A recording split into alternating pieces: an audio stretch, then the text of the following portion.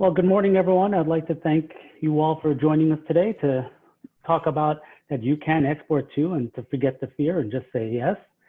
We will be starting in a few moments. We're going to give people some time to sign in because we said we would start at 11 o'clock and let their Zoom meetings catch up to them.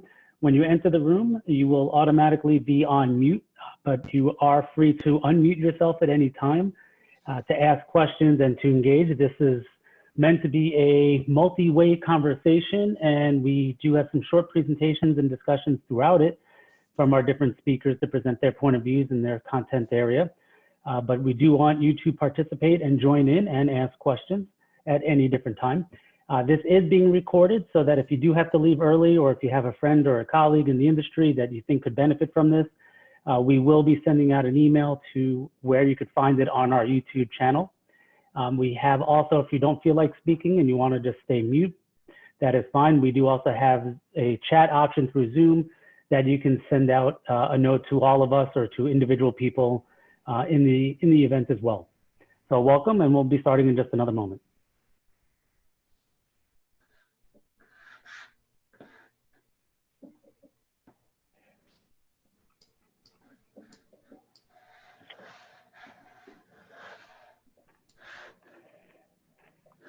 Well, again, thank you, everyone. The time's now.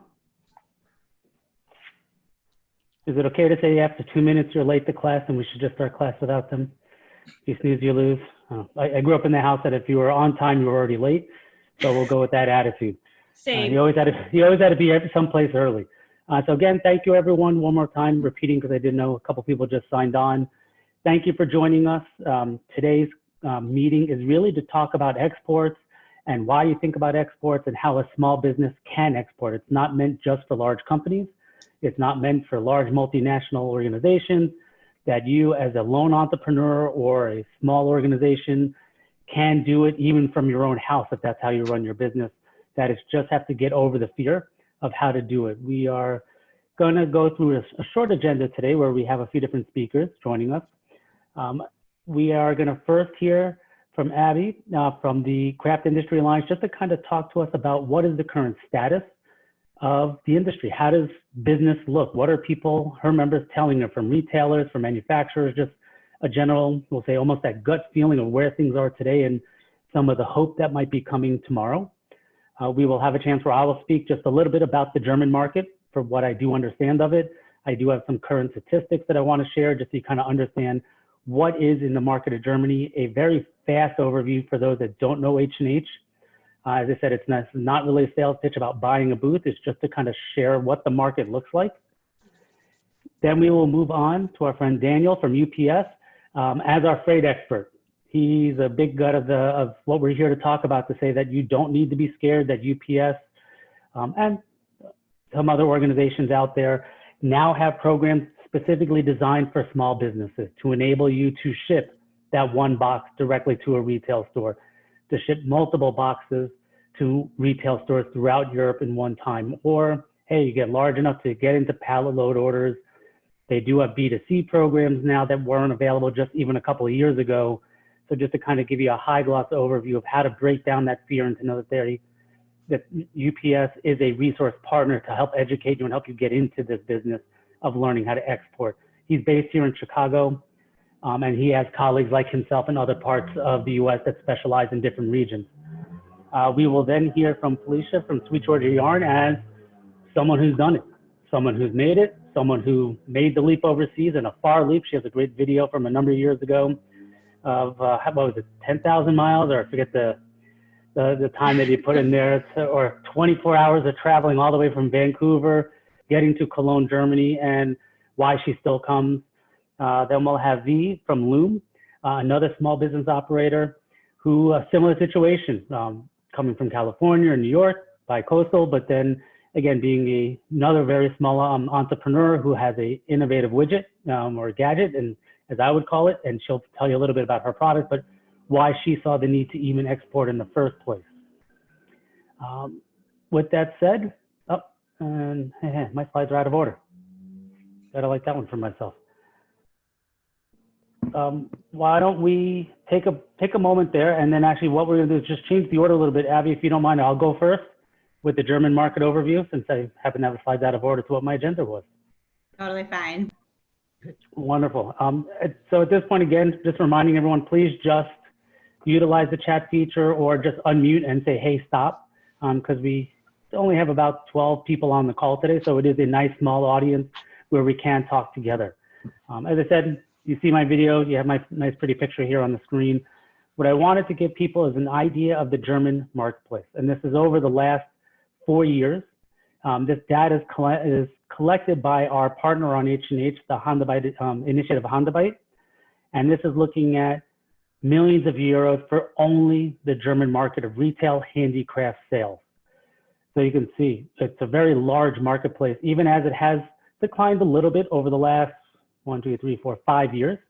It is still relatively a flat, not growing, but a very slow to holding industry, as you saw a slight rebound within this year. I'm curious to see, as people had to stay home during this winter, what retail sales look like as we get to see 20 into 21 data as they move through this. A critical thing, and this is less of me to present as an expert, but just to make sure that you have this in the presentation afterwards, is how does the market break out? What are people buying when they look at this soft craft and handicraft market? And again, I don't need to read you the screen here, but as you see, between fabrics being the largest component of it, and this is tracking between 18 and 19 in where they're seeing growth or relatively flat experiences between year to year.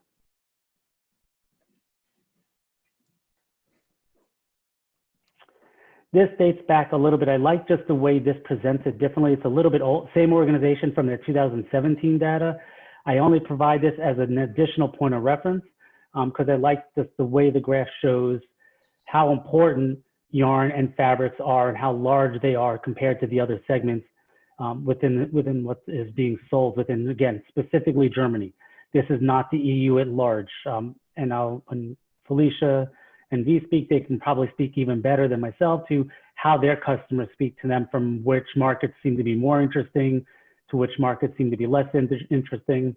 I was told by one of our clients, Brown Sheep Wools, with their kind of heavy wool fabrics, that people in Europe didn't like that scratchiness of the wool because they tend to like to knit socks, and they like to knit certain kinds of products that it's not very comfortable against the skin, or there's a feeling of the historically, say, Italian silk yarns and what they're used to seeing for many, many years, as then we, as the new people on the block, are introducing new products, new colors, new innovations compared to their old school of what they have had over the years. Where they're buying, which I thought was interesting. And this is, again, some of the data is more current, but still even 17 isn't that far old, where they go to buy their handicraft supplies. Fortunately, Europeans, they like stores. They like still going to their retailer. They're not as prone to large big box retailers, particularly in this segment. You don't see the Joanne Michaels, the Hobby Lobbies, AC Moore is gone, but those kinds of stores throughout the space, they're not as prevalent in the business. Yes, companies like Amazon are quickly chewing up market share and quickly going after things, but they, as a culture, particularly in Germany, before the pandemic, were a very cash-based culture. It was very difficult, me as an American who does not travel with cash ever, it was always made me stop and think twice because you have to bring money to Germany. Anything I wanted to buy. They hate taking credit cards, and it was always very difficult for me because I can pride myself on taking a business trip here at home with not even $1 in my wallet. My wife thinks I'm nuts.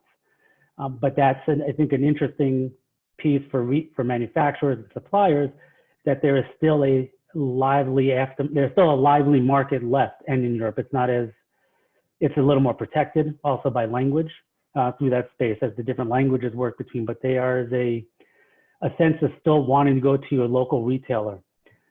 Some of, again, from the same survey, and it was just a quick feedback of why they do this, what's important to them, what some of the key factors, is it pricing, sustainability, that concept of recycling and upcycling, repairing old clothing.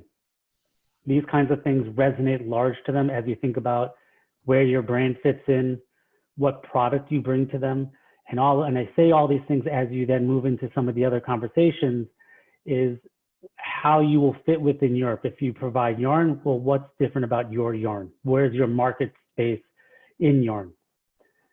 And I say that because as we now talk a little bit about H&H for those that haven't been there, and I'm going to pause here and ask my fellow speakers or even anyone who's on the call here, is the simplest way to put H&H is to say it's something that if you've never been there, you can't compare it to anything else you've seen at home.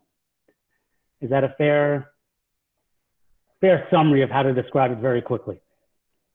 I see Felicia's head nodding, yes? Definitely, it's massive. The place is massive. Yeah, I mean, our building in itself is very large. You kind of see two different insets. This is just kind of Cologne proper, or at least the exact downtown. This is our main train station over on this side. But we are an 11 building complex known as Koelnmesse. H&H takes place in 2 buildings, but 4 exhibit floors. So folks in the quilting market might be familiar with the quilt market down in Houston, with how large that exhibition is between the festival and the market itself. This is still bigger.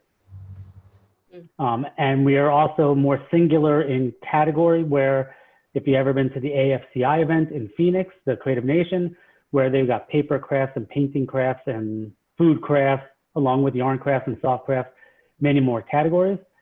We are really just soft crafts and soft crafts accessories, needles, threads, sewing machines, a large number of yarns. I couldn't even gather how many different kinds of yarn are there, from different types, different colors, different sources. Fabrics is probably one of our larger growing segments within the show, having bulk fabric. And just again, to give you kind of a sense of scale of it, there's 400 in our 2019 edition, because unfortunately the 2020 edition was postponed due to the pandemic going on around the world. Almost 430 companies from, and it's really 44 nations, because we don't count Germany as a nation because it's our home. When you count 80 countries, that's 81 countries when you count Germany. Over 16,000 visitors. That does not count exhibiting personnel. In Germany, it's against the rules to count exhibitors. So if you want to say industry professionals, like an American trade show or a North American trade show, you're probably talking over 20,000 individuals when you count up all the exhibiting personnel and the visiting personnel to the show. And also the influencers and anyone we deem as press are not allowed to be counted in that number either. 42% of the attendance is from outside of Germany. So I typically tell people, just wrap it up to 50-50, because I'm not that good at math. So it's easier to divide the number in half than to figure out what's 42% of the number. And you can see, as I put on the slide again for you to use later, where these people are coming from by general percentages. This is tracked by an outside German organization called AMA that audits all German trade shows. All exhibitors pay 60 cents per square meter to this organization. And they come in and they're the ones who audit and then publish on their own website statistics from the show that you'll see here from the countries. And I just threw in here a general floor plan, because this is one floor of one building, and you can kind of get a sense when you look at a booth. Like here, this is Gutermann, for everyone I'm sure is familiar with them. This is 20 meters by over 15 meters in size. Gives you a sense of scale. Or a normal booth. This over here is 2 by 6. This is 12 square meters. Just again, to give you a sense of scale and size within the event.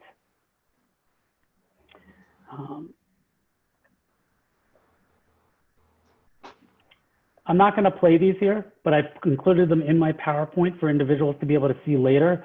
One is, again, as I refer back to all the time, from 2018, when Felicia first came to Koelnmesse. Unbeknownst to me, she produced a wonderful video about her experience, from the traveling to why she found it passionate to her in her business, and then the passion she brought back to her own business. So I encourage you to watch it at some point. It's a great video. It'll be in this presentation for you to watch. And then the other side is actually a 360 video. You can get one of those little cardboard box viewers, and you can actually walk around the trade show. And you can get you can walk into certain booths and you can hear a short interview with the people in that booth. It is all in English. So I encourage you at some point to go through it and play around and try it out, but we will use that at another time. Any questions for me immediately as I kind of pause there real quick for anybody? I do see a question here from Christina, who was asking, are we going to have the presentation afterwards? Yes, just to answer your question, it will be posted online We're going to put it to YouTube, and then I'll email it out to everyone as well to get the link to the video, to the presentation, and a couple of other links to documents that I find that are also very useful. At that point, Abby, I'll turn it over to you, please, and I'll let you take the microphone, please. Great. Thank you so much, Darren. So I'm Abby Glassenberg, and I'm the co-founder and president of Craft Industry Alliance. And just to give you a little bit of background about Craft Industry Alliance, if you aren't familiar with our organization, we are a trade association and online organization for craft and creative business owners. And we have 1,660 members right now. And it's everyone from very small solo entrepreneurs who are businesses of one, micro businesses, maybe an Etsy seller, that sort of thing, to mid-sized businesses, brick and mortar stores, people who might have 1 or 2 employees, small batch manufacturers, that sort of thing, to larger businesses, fabric companies, bigger companies like Spoonflower, Creative Bug, some of the more familiar names, Dharma Trading, some of the larger companies in the craft industry. And we provide 3 different things to craft business owners. We provide news coverage. So we have a website where we publish several times a week, maybe 4 or 5 times a week, news stories, things that are happening in the industry. We might profile interesting businesses. We cover breaking news, mergers, acquisitions, things that are going on. And also we publish kind of evergreen content, things that you might need to know in order to run your business better and smarter. We've definitely written about H&H and how to exhibit at trade shows. That sort of thing would kind of go under our evergreen content category. And then another thing that we provide is networking. We have a private Facebook group and also a monthly meeting on Zoom where we encourage our members to meet one another, find ways to collaborate with each other, and network with one another. And then the third thing we provide is ongoing education. So something that you might receive at a trade show, kind of like Quilt Market or what used to be TNNA, where you might attend classes. We provide those sorts of things all year long online. And we do that in the form of webinars, where you are able to hear from an industry expert once a month, who teaches on all kinds of really great topics like Shopify or Pinterest. We have one coming up about how to grow your YouTube channel, if that's something you're interested in, that sort of thing. So that's our ongoing education that we provide. And anyway, so that's our organization. And I'm here on this call today to just sort of give you an overview of what I'm hearing about the crafts industry and sort of how things have been faring during the pandemic or over the last few months. And especially kind of in knitting and yarn, as well as in fabric, since those are the 2 segments that are most sort of on display at H&H. And so that's what we're going to talk about now. So what I'm hearing and seeing, and probably you've seen the same, is that there's been a real surge in sewing since April. That's undeniable. Mostly driven by making masks. That's what everybody suddenly needed to do. And if you look at Etsy, kind of as a bellwether, more than 12 million handmade masks were sold on Etsy in April alone, which is really a staggering statistic. And of course, Etsy sent out a message to all of their sellers encouraging them to make and sell masks on the site, which helped. But that's $133 million in sales. And what that did was really drive a lot of people to go into their closet, pull out that dusty sewing machine, set it up, pick up the manual, learn how to use it, ask their mom or their aunt, or go online and find out how to thread the sewing machine and get started again. And that's really exciting, I think, for the sewing industry as a whole, because there are a lot of people out there who maybe had nascent sewing skills and hadn't tapped into them. We are hearing from retailers that the demand for elastic to make the little ear bands for the masks was staggering. Elastic, there was a shortage on elastic everywhere, which I'm sure you might have heard about as well. Also entry-level sewing machines. So those sewing machines that are sort of under $200 were sold out across the United States as well as in Asia. And they're still really sold out. There's like a, backlog for the entry-level sewing machine. Again, this is really exciting stuff. You used to be able to get an entry-level sewing machine anywhere very easily. So the fact that they're sold out is really great for the sewing industry. Other notions saw an increase in demand as well: scissors, machine needles, thread. When there were photos of big box retailers like Walmart, where the fabric aisle sold out, just cleaned out, all the fabric was gone. And I've never seen things look like that before. Those sellers who had e-commerce set up for their fabric shops reported really strong sales. And these are folks who, prior to the pandemic suddenly happening, had already set up a robust e-commerce site, already had email marketing in place so they could reach a customer base, and were able to immediately tap into that when people could no longer leave their homes to go to a Joann's or to go to Walmart or to shop at Hobby Lobby and find fabric. They either no longer felt comfortable or those stores were closed temporarily or whatever, but wanted to sell, wanted to make masks, or wanted to make other projects. So fabric sales were really strong. And could you just go back 1 minute, Darren? Sorry. I just wanted to end that by saying there was a July 1st article in the Washington Post, and that maybe you saw, that attributes the pandemic to fueling an interest in sewing that will endure beyond mask making. And I'm hoping that that is true. So, okay, Darren, you can advance the slide now. Thank you. Okay, so beyond sewing, kit sales were also really soaring during the pandemic and have continued into the summer. Part of that was the inability to visit multiple stores to get supplies. So if you wanted to make a project and needed to pick up, glue from one place and fabric from another place, or an embroidery hoop from a third place, not being able to do that when you buy a kit, it's all in one.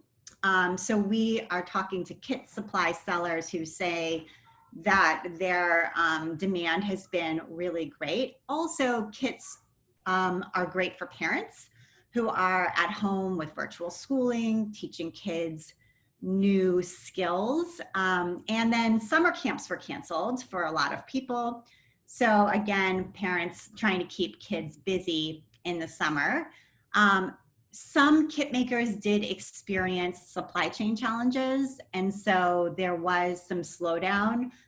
Those do seem to have resolved at this point for the most part, and so kit sales are really strong still. There's also been a renewed interest overall in knitting, crochet, and embroidery. These are sort of relaxing, meditative crafts that are stress relievers, and during the pandemic really helped people kind of get through the emotional stress of being at home with all of the uncertainty going on in the economy and in their lives, and help them to feel productive. And also just a feeling like bread baking, that getting back to basics, people really identifying with that feeling of getting back to basics. And again, I think once people have taken up those new crafts, they get hooked and want to keep going. And once they're able to go into stores, once they're able to take in-person classes again, will want to seek out that experience. And the last thing I will say is that now that all of us have been home and have had the experience of taking online classes, having online shows, online experiences, that's become more ubiquitous for almost everybody. Who's been on Zoom at this point. And those things are now much more widely accessible, and we've all experienced them. I think the opportunity for crafters to make money doing those things is much greater, and that's exciting just for the industry as a whole. And I'll just end by saying there was a May 8th article that you might have seen in the New York Times. I like to point these out because this is when craft enters mainstream, when it's in the Post and in the Times, that like baking bread and doing puzzles during the pandemic, knitting has become this really popular pastime. And so I think that's exciting when we get mentioned in these big mainstream publications. So I'll end there, but if there's any questions, of course, I'm happy to talk about them. And thank you, Darren, for creating this slide as well. This is how you can find us. We are everywhere at craftindustryalliance.org. So I'd be happy to talk to people afterwards as well. Thank you. Thank you. Anyone, I didn't see anything coming via chat. I'll give a moment here. I think I need the Jeopardy hold music. I'm not gonna even try to sing it. We'll just keep moving along, so maybe people will have their questions at the end, as to give our other three speakers still coming up an opportunity so that they don't feel rushed and can present their thoughts of what they wanted to share with us today. Our next speaker is Daniel from UPS, as a global supply chain solutions expert. He's going to take a little time now to walk us really through the part of getting us over the fear and showing us or giving us information on why we don't need to be scared anymore. Daniel, why don't you take it away, please? You're on mute. I got it. There you go. Now you're off. Hi, my name is Dan Diprizio. I'm a sales executive with the Global Freight Forwarding Division of UPS. Pre-COVID, I was on the road a lot, meeting customers all the way from the northwestern suburbs out to Freeport and Rockford, Illinois. Obviously, nowadays I conduct most of my business from via teleconferencing. I've been with UPS for a little over 5 years. I initially worked in the small package division, overseeing the offloading of packages at the airport before moving into my current role in business development. But what I love most about my job is just helping customers find the best solutions for the logistic needs. All right. Yeah. All right. So for the next 10 to 15 minutes, we're just kind of review just exporting 101 and the basics that you need to know if you haven't done it before. Again, just very simple rules, kind of help you with the little guidelines of the process. We're going to kind of walk through creating a shipment, movement of goods, and then clearing and final delivery. Obviously, before you ship, kind of take these little 6 bullet points down. You need to know what your product is. You need to know where it's going. You need to know what forms are required, when the package needs to get there, and obviously how to prepare your package, as well as then the final thing no one wants to discuss, but we all like, which is who pays for tax and duty and the final costs. All right, so key 1, understanding your products. Just know what your product is to avoid custom issues and delays. You want to find out what your HTS code is before you ship. An HTS, or Harmonized Tariff Schedule, is a 6 to 10 digit code that identifies the product for local import or export customs. The number is required for, again, exports and imports, and it is the ultimate responsibility of the shipper or importer of record to just make the decision and sign off on which HTS number they're going to use. If you don't know the code before you attempt your first export, go to the free government website. It's htsusitc.gov. And just kind of explore the software. It's very user-friendly. Once you get in there, you can enter it by the code if you already know partial codes. If not, you can just put it in a product description that you're looking for, and it'll kind of give you through the definitions and options you have available, as well as show different tax and duty, whether you're importing or exporting, that is tied to the product you are looking to ship.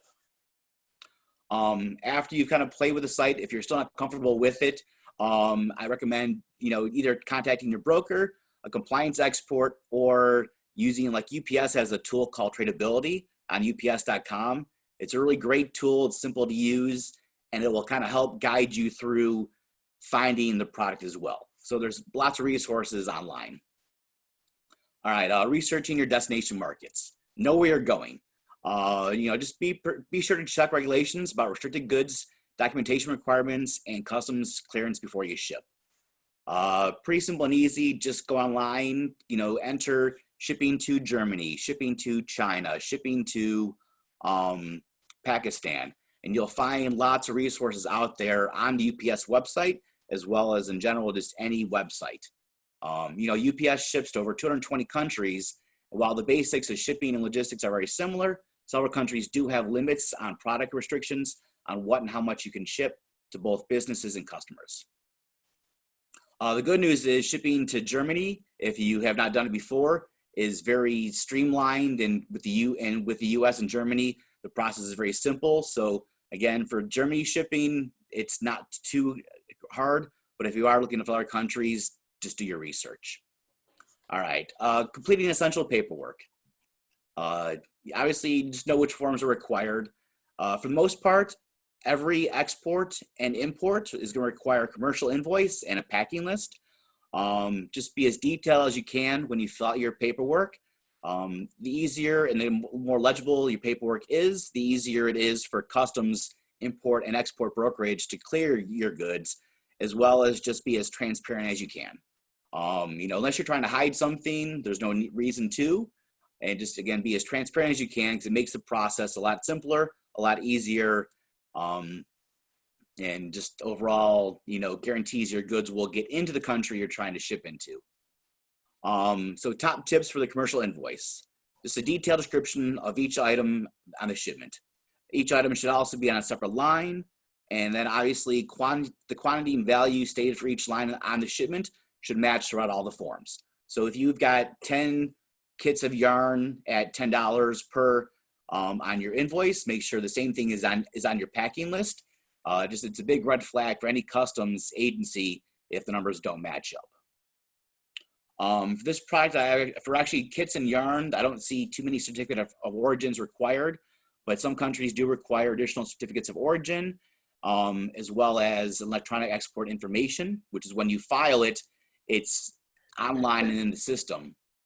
And then export licenses. I don't think this product, again, requires any export licenses, but if you have to have a license to ship it or move it or purchase it in the US, the odds are you're gonna have to have an export license when you're also are shipping your goods overseas. All right, determining how fast a product should reach a customer. In the world of shipping, air is the most preferred method. It does obviously come with a little bit more cost. Balance and speed, is kind of like a combination of air and ground option. I've shipped several pallets to Germany for customers, which had multiple orders in it. It's kind of like a consolidated shipping or a trade direct option, we call it. When you do this, you're going to ship one air pallet overseas. Once it gets to Germany or to France, or wherever you're going to, UPS and other forwarders can then break that down into smaller shipments and then feed that into the ground network. So it's, again, kind of like get it over there fast, but then you save some money. Instead of sending 10 packages to 10 different customers and paying all the export fees and licenses for every shipment, you're just paying a per pallet option. And again, when it gets there, we can then break it down and distribute it into the local network. Ocean is one of the most reliable and economical methods to get stuff overseas, but obviously it does take a lot longer. And for what you guys are shipping, you want to definitely look at air or consolidated air options initially. But if you ever do have a large order, if you have a distributor overseas that wants to carry your product, you can then look at ocean as a slow supply chain build to save you and your vendors money. Again, just realizing it's going to take a little bit longer to get there due to ocean timing versus air and ground. Daniel, stop you for a moment. There was a message that came in via the chat on the last slide. There was a reference to an AWB/BL number. And they were asking, what is that? Okay, it's airway bill number. So every shipment is assigned an airway bill number, or it's along with your commercial invoice and your packing list. We have what's either called the shipper's letter of intent or an airway bill, which again is the form that your forwarder will attach to your packing list and your invoice, which repeats the same information on it. It's just the way the number that's assigned to your shipment that you can then use for tracking, both for yourself or give that number to your customers. No, you actually do need to complete the airway bill. portion, it'll be most shippers will give you their version of it to complete as well. But the information that you will put on the airway bill is also pulled from your commercial invoice and packing list. Yeah. And that number itself is supplied by your shipping company. They give you the Correct. airway bill number. You then complete the form with address and all the details on it. But the pro number or your UPS tracking number that we're all used to, you know, there's 1Z, whatever. Yes. You're going to apply that number to that area. Correct. Great. Thank you. All right, so the next two slides are just a simple sales sheet. Just want to kind of show you guys the many, many options that UPS has, from your packages to your pallets to moving it ocean. We could spend an hour talking about all the options and all the versions. Just kind of take a look, you know, at the options. You can go on ups.com. You can even look at them further. If any of the options on these next two slides don't make sense, or if you want to learn more about it personally, please email me or call me. My contact information is on the slides and the presentation. I'll definitely present it afterwards as well. So if you have any questions, I'm happy to find the answers for you. And if I can't find the answers, I will find the person to get you in contact with. One of the great things about UPS and larger companies like FedEx or DHL is we do offer all-inclusive service. You know, so it's not just in your package goes and away it's in the air. We offer global tracking, streamlining, track and manage of your system. We also offer e-billing and online billing. So again, one of the great things about UPS or any larger company, especially when you're doing shipping, is we can ship your small business as well as we can ship your small package to your large package, and you have all the support from the beginning to end to just make sure that it is there successfully. So again, kind of take a look at the sheets. You know, if you review it afterwards, if anything strikes you guys from any of these two slides, email me and I will definitely help you along the way. All right, preparing your shipment for final arrival. Obviously, international shipments can be a little challenging and it's expensive to retrieve if something goes wrong. So the initial slide is we have your business, you've got your shipment ready, you've got it into an air hub or to an ocean hub. It's made its way overseas. It has to now get through customs and then do the final clearing. Just simple tips when you're getting a package ready and you're doing the final shipment is evaluate your packaging. Obviously, again, we're shipping more yarn and needles, but if you are shipping an actual machine, damages can occur. So I definitely recommend, you know, either looking at the packaging you have, or if you have any questions as far as will this be viable for transit, UPS offers many solutions to protect your package from beginning to end. E-filing for customs documentation. We file, oh, back up. Yeah, part of the process, again, from the invoice and packing list is we will file for you before your shipment leaves. But making sure it is e-filed just makes it simpler, it's easier. And most shipments actually do clear in the air before they ever land. And they actually use the e-filing information to clear it, which just helps the process go a lot faster. One thing I can tell you, and I've had this happen, is validate the address information. You know, no shipper is going to double check or ask you the address that you're giving us. You know, we're assuming that you have everything correct. And I have had plenty of shipments that have actually gone to one location. They couldn't find the delivery location or the final consignee. It sat in customs. It accumulated extra costs and finally had to get returned to sender. So you just make sure that you do validate the address, as well as part of the process with the tracking number is you can share all the information with your customers so they know when the shipments are going to arrive and they can expect it as well. And for some reason, if there was an address issue, then we can also help and resolve it. And no one wants to talk about insurance. Depends on what you're shipping and how much you value it. I, as a whole, recommend insuring everything. It doesn't cost that much to insure your product, but it does prevent you from loss. Or, you know, the last thing you want to do is sell someone a new machine for $200 and it arrives and it's broken. And now you either have to bring it back or replace it or, you know, cover those costs. If you insure it at a minimal cost, you're just kind of ensuring that business relationship is smooth.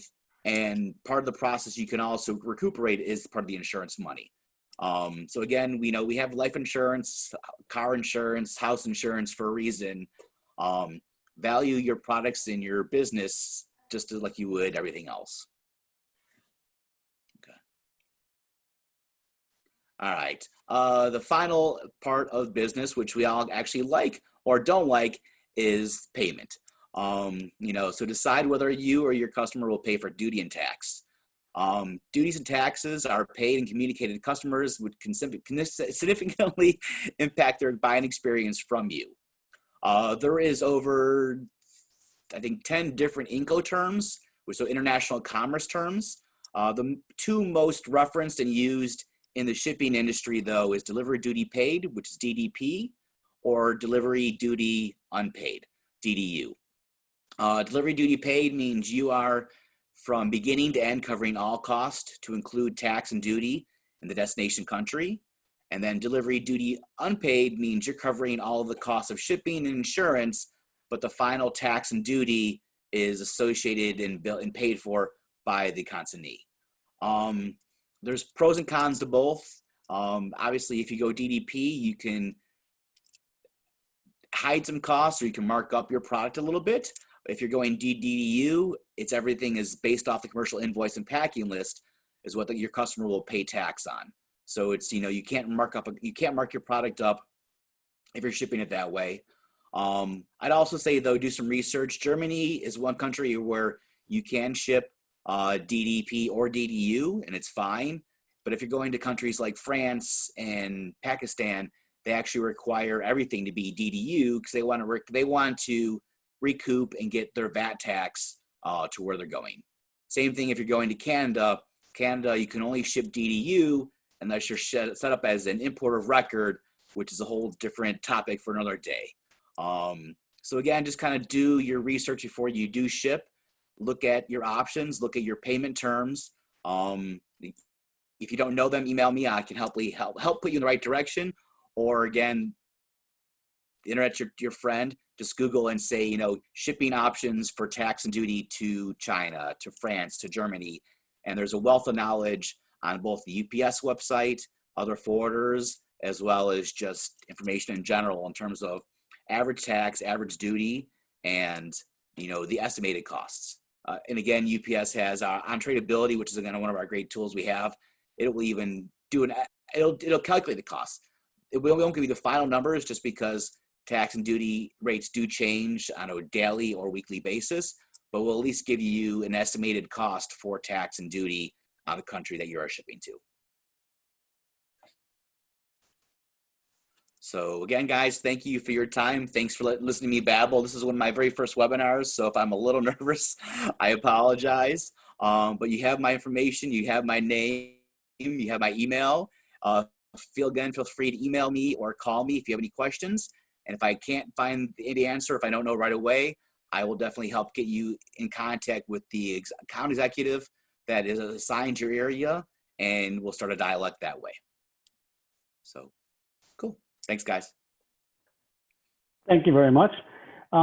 Anyone have a real quick immediate question, or do you want to keep going ahead so we have time for Felicia and V to speak about their actual direct experiences in doing this? Okay, why don't we, because I know we're moving along in the time that we've allotted for us, I want to get right into our next speaker, and we can come back and ask any questions that you have. And I actually have a list of questions at the end if we have time, even myself, for all of you to hear. I want to give a chance for Felicia from SweetGeorgia Yarns to kind of speak about her personal experiences and her company's experiences about getting into export, and then how H&H maybe helped or didn't help into that whole flow. Thank you. Thank you very much, Darren. Thanks so much for inviting me to do this. My name is Felicia Lowe. I'm the founder and creative director of SweetGeorgia Yarns. And yeah, so Darren, if you want to go to the next slide as well. So this is about us. So Darren asked me to speak a little bit about our company and what our history is like, what we're doing these days, and what sort of brought us to H&H and sort of the challenges that we've gone through, or the experience that we've had in attending the show. So our company, SweetGeorgia, was founded back in 2005. We're a hand-dyed yarn company based in Vancouver in Canada. And I started off as a tiny Etsy-based operation with just a few skeins of yarn, and very quickly, within a number of months, just started to grow to starting to offer the yarns wholesale to yarn shops, and also through our own retail storefront. So when I started the business, it was just me, and I was doing all of the dyeing and all of the sales and all of the business operations and everything. And now we have a team 15 years later of about a dozen people. Some are full-time dyers, some are part-time, some are helping us with marketing, with making kits, with doing the accounting, the design, shipping, fulfillment, all of this stuff. We started, almost exactly 15 years ago. So currently we offer 16 different kinds of yarn, knitting yarn, weaving yarn, 5 different kinds of spinning fiber. We offer many hand-dyed colorways, and we're making about 300 different knitting design patterns right now, and over 30 online courses for the fiber arts. So we work with a number of fiber arts instructors to teach knitting, spinning, weaving, tapestry, and dyeing, as well as color theory and design. And so we're delivering all of our products through the online shop at sweetgeorgiayarns.com, and then all of the courses and the membership and a community is delivered through an online school at schoolofsweetgeorgia.com. So our dream has always been to create this very modern, very educational, inspired hand dyeing fiber art studio, trying to create a school and a shop for people who love color and craft and yarn and making things. If you want to go to the next slide as well, Darren. So as part of that, this is sort of what we're working towards in the next many years from now, but we're looking to combine these 3 different aspects of creating the product, physical product in the yarn and fiber and patterns, and then as well providing education to supplement that and create sort of a symbiotic relationship between all of these elements. And as well, we also have community events. I produce a vlog, we have retreats, we have knit-alongs and challenges and all these kinds of things to help engage everyone. And so this is kind of where our focus is moving in the coming years. This September, actually, we're going to be moving to a new studio. It's going to be a production dyeing studio as well as a retail storefront. It's going to be our offices, and it's going to be a film set for filming all of our educational videos, our vlogs, all the courses, the fiber arts courses. And so this is going to be a space where we're hoping to invite a lot of instructors from around the world to come to Vancouver to teach their expertise. And then we'll capture their teaching to share with the students and the members inside the School of SweetGeorgia community. So we very much want to make that fiber arts education accessible to everyone. So you can see, all of these pieces, they're designed to fit together and work together with each other. Now, if you want to go to the next slide, please. Yes, thank you. So as I mentioned, we are located in Vancouver in Canada. And so we're located on the most west that you can get in Canada, on the west coast of a very large country, but with a relatively small population. So Canada has a population of about 38 million people, which is less than the number of people who live in the entire state of California in the United States. So it's about, Canada is about half the population of the UK. It's about 1/10 of the population of the US. So if SweetGeorgia were only distributing our yarns within our own country, we'd be working with such a limited market. And especially since our product is so specialized, we're not just selling knitting yarn, we're selling hand-dyed knitting yarn that's made from luxury fiber like cashmere, sometimes yak, sometimes silk. And so all of these things, I know that our audience and customers are not just knitters, but they're knitters who are very, they're connoisseurs. They really appreciate all of these elements of their yarn, about the fiber, about the base. And they're also people who may be curious about spinning yarn, people who may be curious about weaving cloth. And so I know that the number of spinners and weavers out there is like a tiny fraction of the number of knitters that are out there. So our audience is quite niche. So exporting our product allows us to gain access to a much larger global market.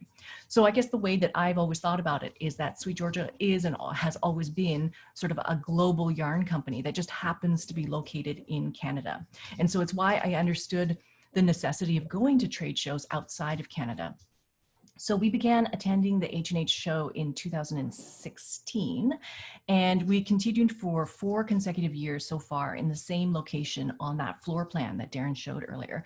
So 2020 would have been our 5th year going to H&H, but prior to that, we spent at least 2 or 3 years walking the floor and researching and talking to different vendors and exhibitors and all this kind of stuff before we actually started attending. Now, finding that, going to H&H has allowed us the opportunity to increase our brand awareness, but also to see global trends, see the global color palettes and changes in different craft interests around the world. So we use this opportunity to research as well as to develop relationships and collaborations with other companies. And now, since we're planning more and more of this educational content and courses, we're looking to see where the instructors are and what are the crafters around the world interested in learning, what materials are they working with, what tools do they have available to them. Like the brands that are interesting to us in North America may not be the brands that are most accessible elsewhere in the world. So that's just kind of where we're researching and getting inspiration about what to do next. We can go to the next slide too now. So we began exporting right from day one because we started on Etsy, and I think that there's a little drop-down menu when you're submitting your products to Etsy saying, do you want to ship worldwide? And so when I started, so of course I'm going to ship worldwide, why not? And so it was never really a question. And then from then, I just had to figure out things like how to do the UPS shipping, how to fill out the certificate of origin forms, how to fill out all of these details in order to get all this stuff to happen. But now we're continuing to accept orders from all over the world, and we're working with customers in over 50 different countries, sort of from Spain to South Africa, from France to the Philippines. And now working with these customers in all these different countries has not been without its challenges. And so these are some of the things that we had talked to other vendors about before we started exhibiting at the show, because we were wondering if these were sort of insurmountable challenges. But this is kind of what we worked through. The first challenge being language differences. So when we first started attending H&H about 5 years ago, I was a bit nervous that the show was in Germany. I don't really speak any German. I took German in university, but that doesn't really count. I think I can order coffee, but I was worried that all of the business was going to be conducted in German. And so for that first year, we had to make sure that someone in our booth could speak both German and English and translate for us. And then after a couple of years, we realized that that language barrier is not as great as we thought. And that in fact, everybody's quite comfortable with working in English and everything was just fine.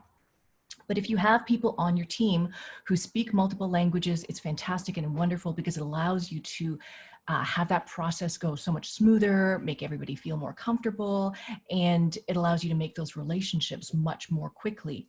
But I did get good advice from another exhibitor that if you do end up winning any business from a customer through a translator, and it's a customer that doesn't necessarily speak the same language as you, it's going to be very challenging to help support that relationship moving forward and to be able to maintain that relationship, retain repeat business and all of that kind of stuff. So it may just be better to work in the language that you're most comfortable in working with anyways. So that was that challenge. The second challenge was cultural differences. Coming from Canada, North America, we're sometimes we see what we see locally, and we need to really be open to what everybody else is seeing around the world. And things that we're interested in here, people may not have any understanding of. So I know that sometimes, we're dyeing colors, we're dyeing yarn, sometimes we'll name it things that we think are really cute or really funny because they're inspired by television shows that we're watching here in North America or things like that. And it may or may not resonate with people around the rest of the world because they may have no idea what you're talking about. And so it's just developing a little bit more awareness of what people might be interested in. And we've learned over the years to sort of make our materials and our communication a little bit more global rather than North American centric. The third challenge is not really a challenge, but different labeling or packaging requirements that come up for different countries. Since we're located in Canada, we already know that there's often packaging guidelines for listing ingredients or items in multiple languages. So a lot of packaging in Canada already needs to be labeled in both English and French. And so this may or may not be the case with some of the different places that you would be exporting to. So we've had the opportunity to work on collaborations with some German designers, and we had to produce slightly different labels and slightly different packaging in order to comply with their legal regulations. And it wasn't that much trouble, but it's something that we have to be flexible and be open to. And this is, yeah, this is something that Daniel had mentioned in his presentation about talking about the shipping guidelines that are required for each country. I find that what we've done is we collaborate with the customer that we're working with. They have experience importing from a lot of other businesses as well. So they'll be able to let you know what kinds of requirements are needed. And so it's a combination of working with the shipper, working with the customer, learning on our experience, doing more research on our part to learn all these things to make sure that everything works for everyone. The other thing that was a little bit of a challenge is that our products are priced in Canadian dollars for Canadian shops and in US dollars for everyone else in the world. And so this can sometimes be a little bit of a challenge for people to get their heads around if they're not typically working in US dollars all the time. So that's something that we work around. And then the number 4 is this idea of maintaining relationships from afar. So going to H&H is very exciting. Like Darren mentioned, it takes me like almost 30 hours to get to Cologne from Canada. Yeah, to be able to travel, it's fun, it's exciting, and it's inspiring. You get to meet people face to face and engage with them directly. And so that is what makes it easy to connect and build good relationships, is when you're all together in person. And if we could do this more often, it would be wonderful, but it is a challenge. So when we're at such a great distance, it can be difficult to maintain those relationships. So we have in the past just so happened to have a sales rep who was from Canada, who moved to the UK. And she helped us maintain a lot of those relationships with our customers in the UK and EU. But now, you know, everyone is staying very close to home and connecting virtually via Zoom or these other options. So there are other ways of connecting while you're still far away. One of the things that we also got advice about before we started was to recognize that developing these relationships takes time. And so when you only have a couple of days once a year to see each other in Cologne, it can be very intense. So from my perspective, going to the show is not really a sales event like what TNA used to be. It was more like a relationship building and awareness building event. So for H&H, I want to make sure that I'm there every year in the same spot on the map, so that the attendees, they come every year and they see that we're there and that we're reliable and consistent and trustworthy. And so, you know, in some cases, we talked with one shop back and forth every year for 4 years before they finally decided to place an order. And so I feel like it does take that time, patience, and persistence. This is very much about being in the long game is how I think about this show. And especially for us coming from so far away, it is very much playing the long game and looking at it as a multi-year process, as opposed to just showing up one year, doing the show, and then making decisions about that. So that is a little bit about my perspective of what we've sort of experienced over the past couple of years. This is my contact information here. If you guys want to find us, our 2 websites here, we're on Instagram, and then email address if you guys want to get in touch. But yeah, absolutely. If you do have questions about what it's like to be an exhibitor, to be a small exhibitor as opposed to Guterman, yeah, absolutely. I'm happy to answer any questions you guys might have too. Thank you. No, thank you. I really appreciate your insight and all the information that you're sharing with us. Again, if you have questions, we're going to ask people to hold it to the end so we have ample time for our final speaker this afternoon. We're going to move along to another small entrepreneur who has a pretty innovative product, in my opinion, and also what's a very different idea where something that she offers is extremely unique. Probably the only person in the show that offers this kind of tool. And I'll turn it over there to V to kind of explain who you are and what you do, and talk to us today. Okay, great. Thanks, Darren. Thanks for having me as well. So my name is Vilasinee, or I go by V. It's pretty easy. The first time I actually attended H&H was in 2018. 2020 would have been our 3rd year. The first year I did go alone. I don't recommend that. I do recommend bringing a staff member. The second year I did bring a staff member. The first year was super fun, and Cologne, to be honest, is so easy to travel to. I was based in New York on my first show, and I'm pretty familiar with Europe, but I thought Cologne was incredibly easy to fly into. The first year I flew into Frankfurt, the second year Cologne, but either way, it's a very walkable city. So if anybody has any questions around that, you know, I had a product that we launched in 2016. So 2 years in, it is a patented product. We patented earlier before we even went to market. And I knew that it was a product that needed in-person education. It is, no matter what product you're launching, you know, just depending on what you need to do with the product, our really was an education driven. I knew we needed to be in front of people, talk about the tool.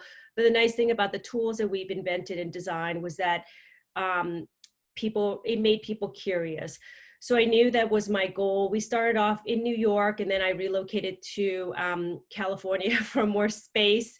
And the first year, you know what, we just went for it. I knew that we needed to be out there. We have a product that solely, in a lot of ways, rely on education and volume. The US in general has a pretty sophisticated, in terms of technology, customer base. I would say the first 2 years, 80% of our wholesale business came from Instagram. We couldn't believe it, honestly. And, you know, I felt that getting access to the US market was actually easy. We went to TNNA, I think, for the first 2 years, and that was good exposure. We did go to Creativation. We only did the first year, which was good, but I knew that H&H, just hearing from a lot of other people in terms of reputation, but also the type of customers we were going to have access to, was something that I said, why not? We have to check it out. You know, this is in the fiber world, and it's something that we need to be at, and it doesn't exist anywhere else. So I knew going in that the first year was going to be to gauge interest and to just really do in-person education, relationship building. The investment that we made the first year was close to $8,000 for one person. So Darren, correct me if I'm wrong. I think the booth and everything is about $3,000 to $5,000. Is that correct? For our size? Correct. For the smallest sizes that you could typically get, which is on paper is 12 square meters, 4 by 3 or 13 feet by 10 feet. But there are multiple ways for small entrepreneurs to find unique, smaller spaces. But I think the budget you're proposing is the right mindset. If you can shave $500 or $1,000 off of it, that would be the greatest. Yeah, and you know, hotel there is not very expensive. Your airfare back then is about $1,200. So I knew our investment was going to be $8,000. We actually made that back within the year from the relationship that we made. You know, one thing I would recommend when you go, and as Felicia was saying, it is doing H&H, I do believe, is a multi-year commitment. I didn't know that going in, but after talking to so many people there, I realized, okay, we have to commit to at least 4 to 5 years and longer. You know, the relationship building just happened that way. So just make sure, I think it's a helpful tip to think about doing this show at least 3 or 4 years, I would say, and knowing that the first year, you know, your commitment is going to be about $8,000. And then the second year is roughly the same. When you're bringing an incremental staff, it's not that much more. So that's kind of our thinking going in, was that I needed to expand sale and I wanted to expand education. We do have an international patent in a lot of countries for our tool. So I knew that, you know, hand in hand with the patent product, you do have to raise everybody's awareness, because somebody else could copy your product, but when you're kind of already branded and you're out there and you're aggressive about it, that really helps us from a patent perspective and the awareness as well. Okay, so I think I'm ready for the next slide. So I thought this might be helpful for those who are new or just assessing. You know, for us, year one was just about going in. Like I said, I didn't think that much about it. And I think for most entrepreneurs, you know, a lot of us, the way we work is that sometimes you just have to go for it. The second year made a huge difference. We could not believe the volume of orders we wrote. The first year, most people who attend H&H, it feels like, in my experience at least, goes year after year. That is the show they go to. So you are seeing the same faces. You are seeing similar companies. We collected a lot of business cards from the first show, and we did a email send out, I think twice, when we were headed there, and we tell people to come. And I knew I was bringing staff. It just gave me more time to build relationships. That piece, I think it's really important. It's walking the show, having time to talk to customers and potential customers when you come in. But the way I looked at this was that, you know, from the bottom of this kind of basic graph that I have here is that, you know, we had a product. It was a new invention that requires education. And our goal was really expand awareness and expand sales. H&H is the core, is the orange part for us, which is relationships and sales channels. And we kind of split this into three. This is the model that worked for us, which is working with distributors. Distributors gives you regional expertise. Our product is conducive to distribution. That is not for everybody, because your margin is decreased by at least 30%. And, you know, but for us, that works for us as a business and as a product. They give us, so we have a Dutch distributor who helps us with all the translation, what needs to go on the packaging. You know, we have a Middle Eastern distribution who actually helps us with that as well. They've been pretty hands-on, and we upfront tell them that that's what we look to them to do. And most distributors that we work with have only a limited offering. So they're, you know, when they're committed to us, they are helping us hand in hand on developing those aspects, understanding the market, understanding how to market. Does Amazon work for their country or does it not? There's also sub-distribution that everybody should just be aware of as well. There's distributors in Europe who has sub-distribution because they don't have the country expertise. So, for instance, our Dutch distributor also has sub-distributors in Greece and in Turkey and all those countries, and they deal with all the language and all that kind of stuff. Direct to stores. For us, this is also a huge deal for us. We were able to get a lot of work directly with stores, and then we just negotiate shipping. Our product is pretty light, so it doesn't require, shipping is actually quite easy, and we also work out a deal with different stores. If they order a lot, we ship directly from our manufacturing, which is in China. We manufacture partially in China and partially in US, so we figure out with them how to do that. And then also just working with influencers and designers. There's a lot of educators who walk the show and designers. And the designers are often working with the bigger company, but they're just, you know, they're a great source of energy and knowledge as well. And I think the European aesthetic can be very different than the American aesthetics. You know, and here we're an American company, so we're, you know, sometimes we're in that bubble. And then finally, all of this stuff kind of feeds up into trends, and that helps us with product development. So sustainability, as Darren has mentioned, was really important to a lot of European companies. And we saw that immediately by the special exhibits that they had, to what we just heard from our customers. And that actually led us to develop the tools that we launched this year, which is made out of quite durable paper, and it's beautiful. So that for us is really about, the second year was, you know, you go to the show and you just feel so much more confident because it's your second year, you know how to get there, it's pretty easy. And just meeting and refining relationships. And if you talk to anybody who goes to the show multiple years, it just makes a huge difference. And it's actually really, really fun. The more you go, because you're just more comfortable. People are coming to you, which is great. So that's what I would say is make a, you know, multi-year commitment, and don't expect too much expect a lot clearly the first year, but don't expect too much. I mean, you just never know how your product is going to be received, and it really depends.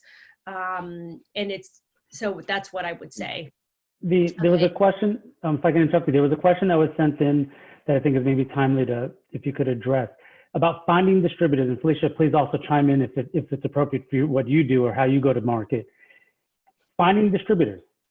Yeah, okay, so find the distributors. I did do some legwork at first. So for the first year when we went, have goals. Like, we had sales goals going in, which is one, we knew that the distributor model was the way for us on markets outside of the US. We need to lean on somebody's expertise. And honestly, what we did was we just did research on the web. We went to brands that we really liked that were US based. And a lot of times on those websites, it does tell you who is their distributors in different countries. And we just literally emailed them. So that's what we did. But again, you know, we had a very targeted goal. So that's how we found distributors. But a lot of I don't know how many distributors come to the show, Darren, but I felt that on the first year, we met distributors from almost every European countries, almost every single one, because I feel like they go to the show and that's what they're doing. They are looking for smaller companies or companies that make a specific product, and they're building relationships. And I think, I agree. I mean, I think part of where for every language there's a distributor, which is what makes it very different than in the US, where we're somewhat dominated by very large distributors here that cover the North America very well.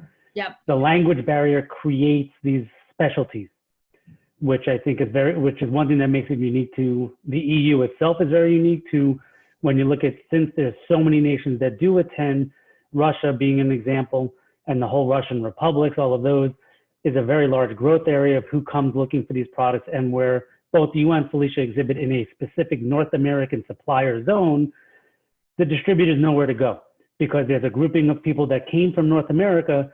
They're not going to visit the supplier from their own country because either A, they know them. Yep.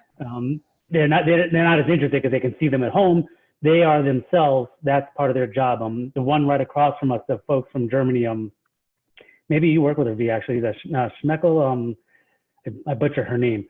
She's directly. Yeah. We don't work with her, but this is Koelnmesse's distributor, right? The German Correct. distributor. Yes. Correct. So Koelnmesse has in our group for a couple of years. Polo Loop also works with that distributor. So literally just by even not exhibiting, in walking a show like H&H, you find these companies, and they also find you. A lot of times they say, well, where's your booth? And because they want to come see you. I know because we're going on a long time, and we'll continue. I want to give you a chance to finish, V. Yep.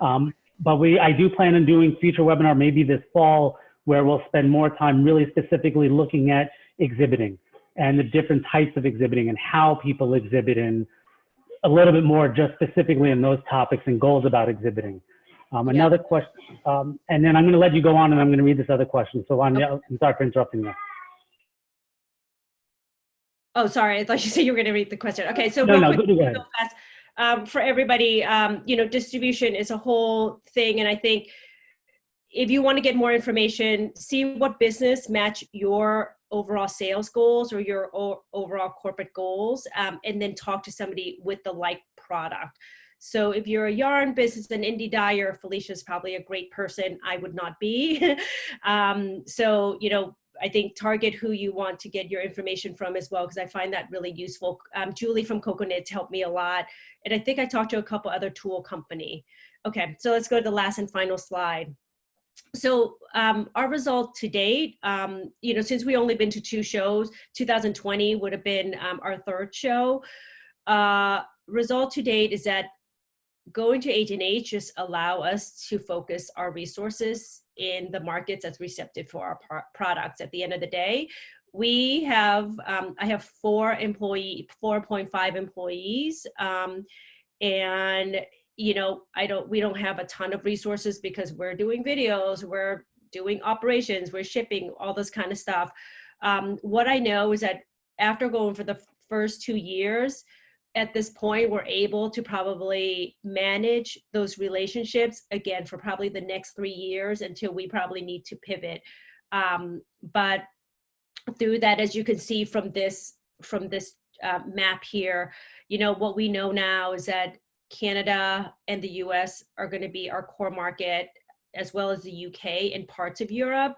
Japan actually became a core market of ours. And then the Middle East and Asia has some, it's denoted by the dots there. You know, we have some traction there, but it's just yarn and fibercraft with yarn is just not that big in those areas.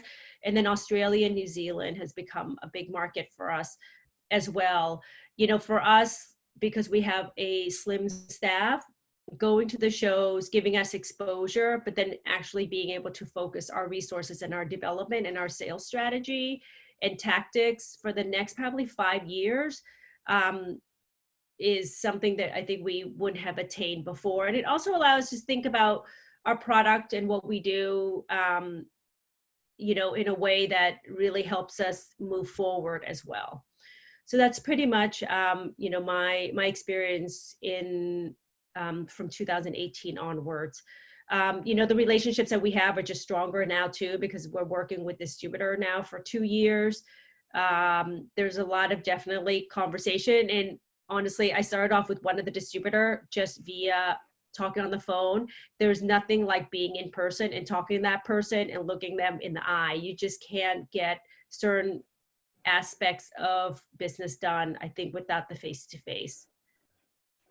I appreciate that statement, because that way I keep a job and I get to still work on trade shows. That we are still humans and we like to do things in a human way, not just video links through this. Another question that did come in, and it's for you and or Felicia or both of you separately, individually, is because you kind of really do offer different types of products. Can you share as far as how, like either by percentage or just general feeling, like how much business really comes from, say, Germany, being that this show is German, as compared to, say, the other countries, the geographic range of things? For me, you know what, when I go to the show, I don't look at it as a German show. I look at it as an international show, because there are people from everywhere there. You know, I felt the UK was really strong, and I don't know if it's a language thing or style of doing business. And I also thought Japan was very, very strong. I was actually really surprised by how many buyers there were from Japan, and also buyers who were writing orders from Japan for us. I just had no idea. You know, we had some Japan exposure prior to going through, prior to even getting to the show through Walnut, which is, I think, a pretty big, you know, it's well-branded knitting. Sorry, this is my dog. So yeah, but you know, Germany, I look at it again as a whole. So yeah, I couldn't say German specific, but definitely Europe as a region is percentage-wise. Europe, I'm not prepared to tell you how many percentage of our business that is, but it's big enough. I mean, we just write really big orders for Europe. We don't write in terms of quantity, we write in terms of volume for Europe. And I think that's the thing with exports, is that when you're writing an order, it's a big order, and it's an order that basically takes them for 6 months, and then we do another production cycle, and then they write for another 6 months. So they tend to be very, very big orders, like, you know, 20,000 up. I think like we had a very similar experience around it not being specifically German, but we go there and the people that we're interacting with, a lot of them are from France, a lot of them from UK. We had people come up from New Zealand to meet with us. And so it's like Via saying, it's a very international show, and you're seeing people from all over. We got our customers from Czech Republic there, all of this kind of stuff. Great, thank you. As we've taken about an hour and 20 minutes of everyone's time, it took so long because there was so much great information to share here. I'll pause just to see if there's anyone wants to ask any questions at this time. I'm going to forego the questions I had pre-written since we did go so long today. Anyone else on the call that wants to ask a question or type one in?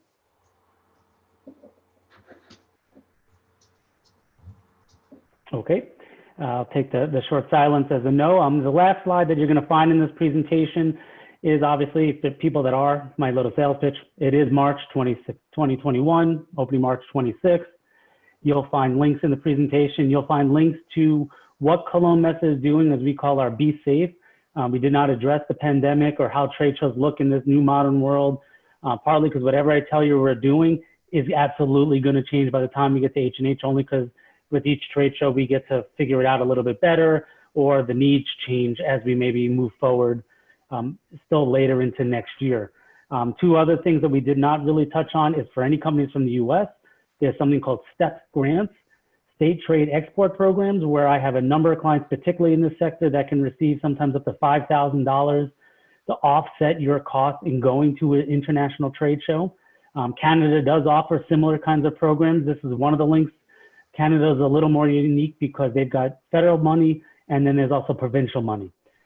So there's a few different places that you can look there. In the US, it's all driven by the individual states have these funds. And this is one of the programs called STEP. And when we talk maybe in the fall about more particulars and details on how to exhibit and kind of exhibiting and marketing 101, we'll call it, we can talk a little bit more about STEP grants at that time. Without any other questions, quick pause in case someone wants to jump in. Nope. I want to thank all of our speakers, Abby, Felicia, V, and Daniel, for bringing your information and sharing it with us today. And we're so lucky to have people like you helping move this industry forward. And I look forward to talking with everyone again soon, and we will physically all get to meet again. Have a great afternoon, everyone. Thank you so much for your time, everybody. Take care now.